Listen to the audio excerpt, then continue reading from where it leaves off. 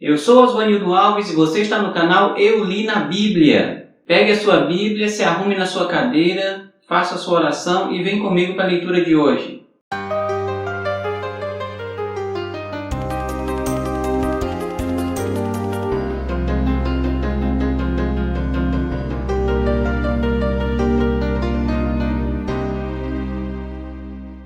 Nós estamos numa série de leituras sobre Deus Filho e hoje nós veremos o que Hebreus capítulo 2, versos 9 a 18 tem a nos dizer sobre esse assunto. Para isso nós vamos utilizar duas Bíblias, a Bíblia de Jerusalém e a Nova Versão Internacional. Na Bíblia de Jerusalém nós podemos ler o seguinte: vemos todavia Jesus, que foi feito por um pouco menor que os anjos, por causa dos sofrimentos da morte, coroado de honra e de glória.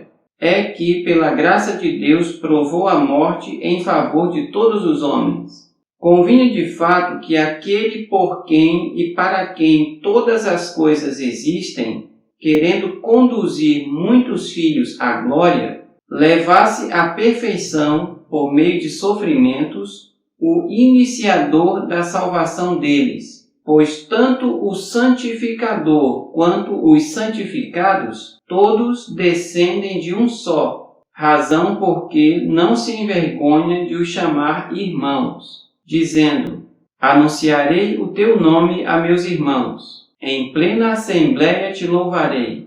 E mais, porei nele a minha confiança. E ainda, eis-me aqui com os filhos que Deus me deu. Uma vez que os filhos têm em comum carne e sangue, por isso também ele participou da mesma condição, a fim de destruir pela morte o dominador da morte, isto é, o diabo, e libertar os que passaram toda a vida em estado de servidão pelo temor da morte. Pois não veio ele ocupar-se com anjos, mas, sim, com a descendência de Abraão. Convinha, por isso, que em tudo se tornasse semelhante aos irmãos, para ser, em relação a Deus, sumo sacerdote misericordioso e fiel, para expiar, assim, os pecados do povo, pois, tendo ele mesmo passado pela prova, é capaz de socorrer os que são provados. E na Nova Versão Internacional nós podemos ler o seguinte: vemos, todavia, aquele que por um pouco foi feito menor do que os anjos, Jesus, coroado de honra e de glória por ter sofrido a morte, para que, pela graça de Deus, em favor de todos, experimentasse a morte.